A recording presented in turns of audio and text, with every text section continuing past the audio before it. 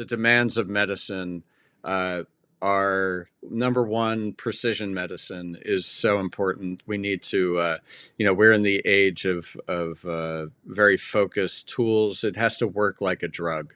Number two is it needs to be standardized, that doctors and patients need to understand how a digital therapeutic works, and understand kind of the mechanisms behind it, so that a doctor, for example, can prescribe that as a solution. And the last one is personalization, which gets to your question, which is everybody is different and they want different things.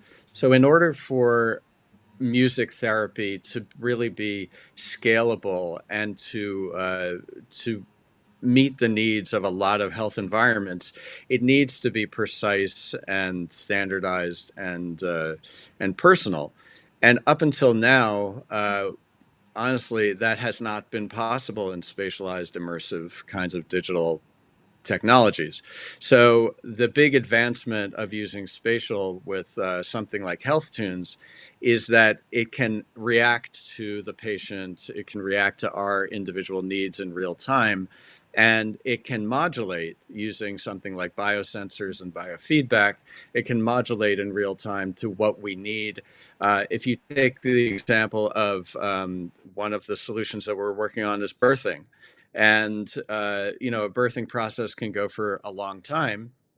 And the needs change dramatically over the course of that experience. So in the beginning, you might want calming and you might want different kinds of experiences enhanced with music and other kinds of sounds. And that, with a biosensor, we can help someone ride the wave across it. And then at the end, it's a very different environment.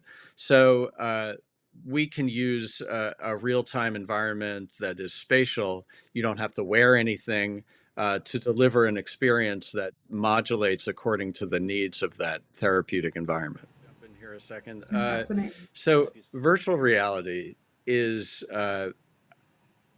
based on a match with our sensory system. And it is a pre-conscious experience. And so the quality of the experience, the quality of the delivery device, really affects the core of the phenomenon of immersion. When things match our sensory system well, and that can be audio quality or visual quality, the closer the match to our sensory system, the more that the technology disappears. And ultimately, we want the technology to disappear because it interrupts. When you have poor quality, it interrupts the experience, the immersion. And so, number one, you need high quality in order to match our sensory system, and then you don't want to disrupt it. And that is essential in order to make these things, the technology work, the VR experience work.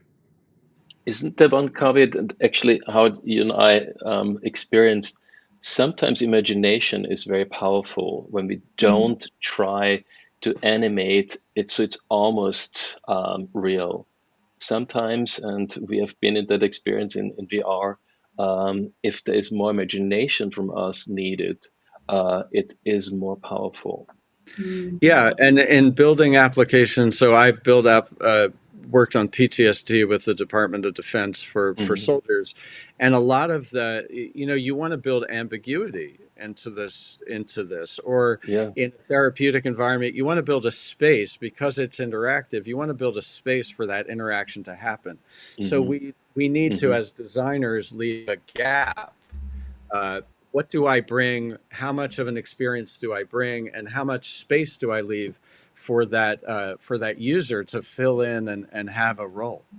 That's a secret of music, I think, because it's all about imagination. It's like you find your imagination about feelings, and it's always your thing.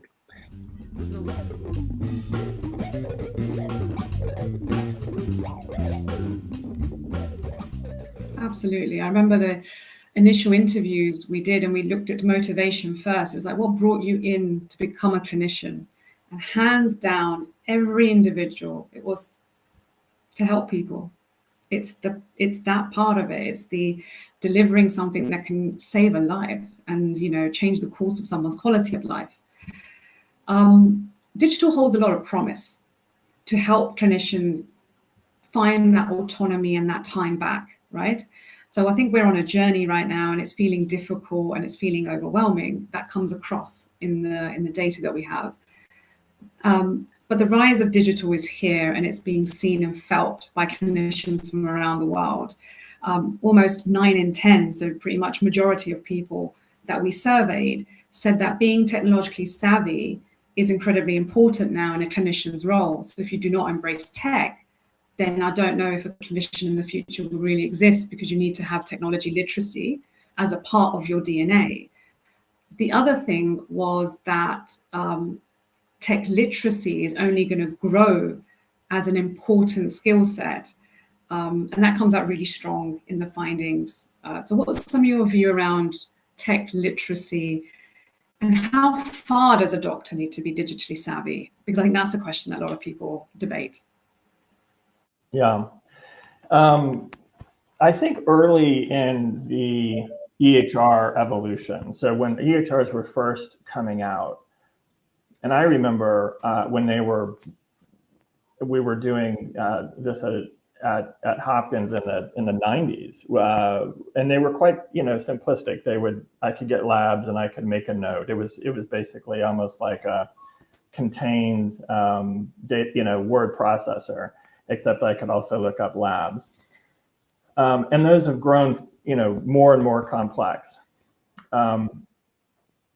And the tech literacy that is needed is certainly different now than it was at the beginning of EHRs. And so, and I'm only talking about EHRs here. There's other forms of technology. There's robotic surgeries and other kinds of technology, which of course is coming into healthcare all of the time.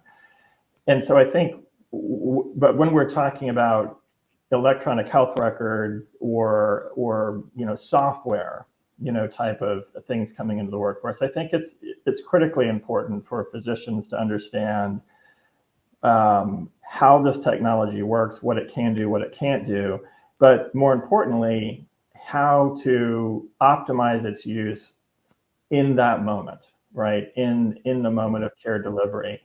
And in some ways, that means running into a lot of current limitations, right? Where we want to be able to give a voice dictation and perhaps have natural language processing or voice recognition, sort of take that on. And there's certainly advances there that weren't there before, but we're not quite at the point where you can untether from typing or clicking. Although the vision might be eventually to untether clinicians from a desktop or a laptop or a device, we're not quite there yet. And so I feel like we're in this point where technology is going to be critical for clinicians to understand, and they do have to understand how to navigate through them and how to optimize it for their particular situation, for their particular clinic flow.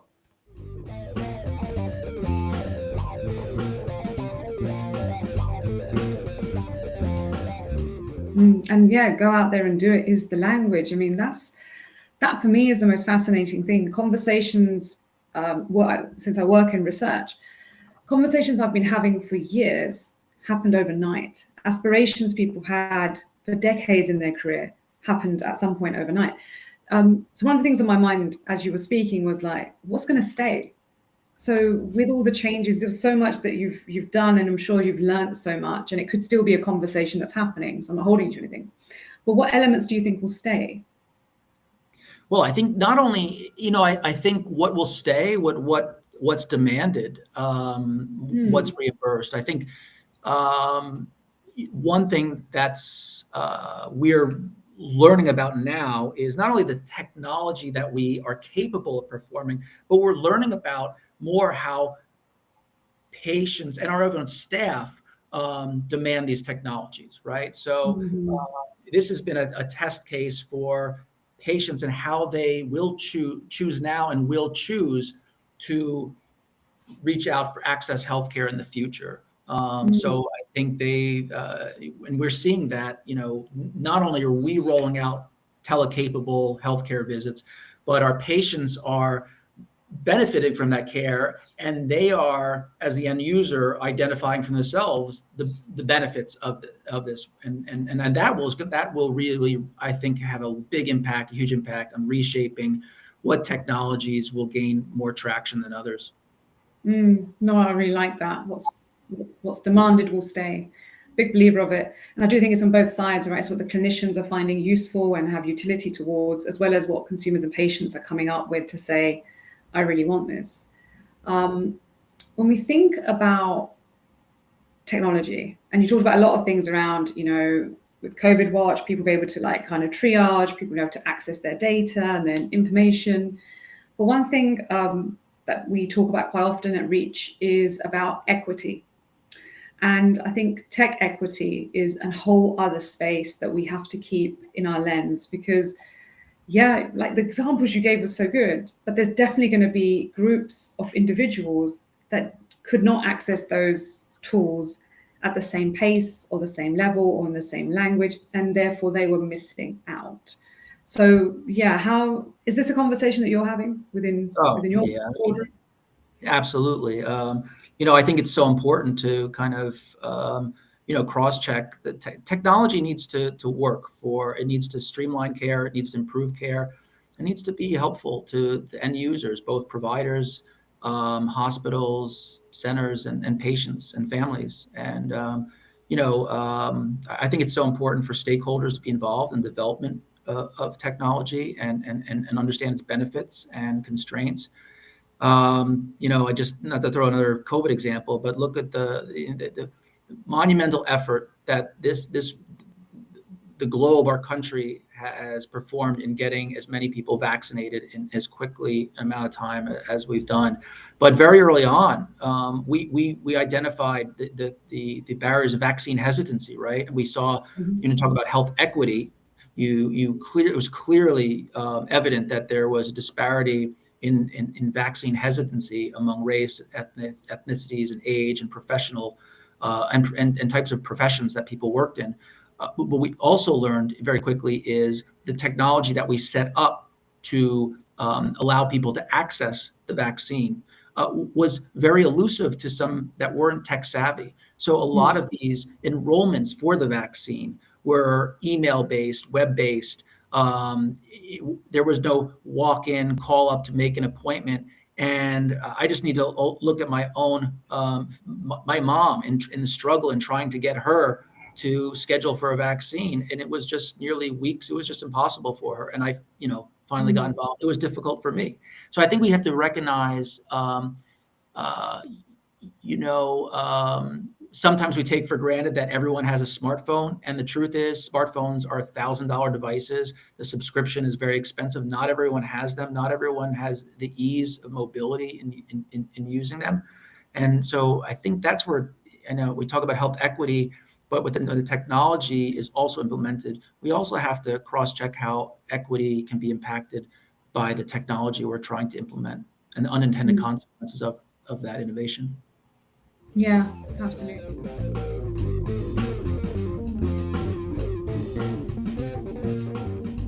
Right? As more things go direct to consumer, as more individuals can get competitive pricing, talk to me a little bit about that. How does that play out? Does that mean, because that's risky, right? Because a lot of tech today is direct to consumer. So those individuals that can afford it, that have access, that are able to have the health literacy is huge, to understand what they need, are getting what they need. But the gap is therefore getting bigger, much like you just said, around COVID, exacerbating the gap. So how does that play out at a state level when you're in your role? Would you see things start to move more to the consumer and therefore the state would kind of scale back? So I will say the promise of it is there, meaning more direct and personalized options, for individuals. So the promise is there. But I am not sure, and I will argue on the grand scale that we need it, that the devices, that the tools, that the options are not there where they're needed the most. And what I mean by that is a lot of times when innovators come in this space, they assume that we're all connected. But I just affirm to you on a rural and an urban basis where there are economic challenges, that that is not the case. That we do have a challenge when it comes to affordability, when it comes to infrastructure in the ground. There are critical challenges that remain that I don't know if the innovators that you interact with on a regular basis, that they see that they take that into account, that they take into account the inequities that currently exist, the biases that currently exist. Do they take that into account when they are on the drawing board coming up with that concept? When they are designing, do they have those persons in mind? Do they have the people, again, that might not have the digital skills that are innate, or that are second nature for them? A lot of people need technologies and can benefit from being connected the most are not digital natives. So are we, from inception to market, really taking into account not only their needs, but what your, as an innovator and designer, where your next $1 million will be made? Your first millions might be made from the digitally connected. You're leaving a lot of opportunities on the ground, and our country is not benefiting robustly from a digitally connected health future if you don't think about the rest of us that are not currently a part of this grand scheme, that cannot afford today, because the government is putting its thumb on the scale. $100 million plus is going to each state over the coming years through the states. Those legislators, those broadband officers are going to have a lot of power and influence. Are you, as an innovator, ready? Had you thought about those who need these services? Have you challenged the government to come up with concepts and models that would incent you economically to not only invent, but to make a part of your design these individuals? Because if I am using your device and you can't see me, and I've had that to happen in the earlier stages of AI and facial recognition, then there's a problem. I am invisible, and you are leaving on the table a lot of money and a lot of opportunities, and you're further disadvantaging me if you don't see me, if I was not a part of your protocols and design, if I'm not part of your studies. If I am invisible, you could be actually harming me more. Because if the marketplace or if my clinician decides to adopt these standards or your concept, and you absolutely did not have me in mind, then what type of care am I going to get going forward? So I'm saying all that to say that from a government point of view, from an entrepreneurial point of view, and from an all of the above point of view, we need to say and to ask ourselves, what role do we play in a digitally connected future? And are we looking at every opportunity, every market, and every characteristic needed so that all of us can be improved by your invention?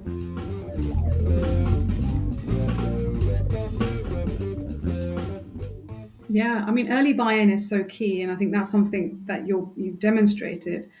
Senior level buy-in, of course, but then clinician buy-in too, right? And time again, I hear from clinicians, various specialties, telling me that, well, they're just pushing something on me, or there's this new system, and all they're hearing is, I have to learn a new system. They've not been involved, they've not been a part of it, and I know that's not easy, and it depends on the institution, but I do feel like that's a huge area that you are advocating for, and part of that is you bringing clinicians forward through Innovator MD. So I want you to share more about, how did Innovator MD come about? Please tell people what it is too. Sure. And yeah, I want to get into the role that you're playing in helping clinicians have their voice heard. So you made a very good point about being pushed on physicians, right? Things are being pushed on physicians. What if the physicians actually create those systems? They understand physicians' thinking, they understand the problems that they are facing in their practice, right? And if they come up with the solutions, those solutions are much better accepted by other physicians, by the rest of the system. Now, if you think about, physicians are, at the top of their knowledge, right, and skills in a healthcare system. But generally, what happens is, you're using physicians as just frontline workers. Um, physicians are great because they have a lot of knowledge, a lot of skills. They spent years focusing on a particular specialty, and so they have a lot of experience. But if you're using them just for the front end jobs, what you're missing is that the solutions that they can come up can help the whole system do better. And that's where, when I got out of Kaiser, I was thinking about how can we help these physicians who are coming up with ideas and solutions to the problems that they see firsthand. How do you help them learn how to do innovation? How do you help them expand their idea? How do you help them bring support to those ideas? And the good ideas could actually be a commercial product, where, or a company, a startup, where, you can build and expand and bring visibility to those solutions. And that was the idea behind Innovator MD. And I started Innovator MD about 3.5 years ago to actually teach and inspire physicians to innovate, and also help them, bring ideas to the market, where they become a commercial entity. How do you get investments? How do you get co-founders? How do you build the technology, and how do you market it and get customers? And so I created this entity, Innovator MD. It's a community of physicians and other supporters of physician innovation coming together as an ecosystem for startups.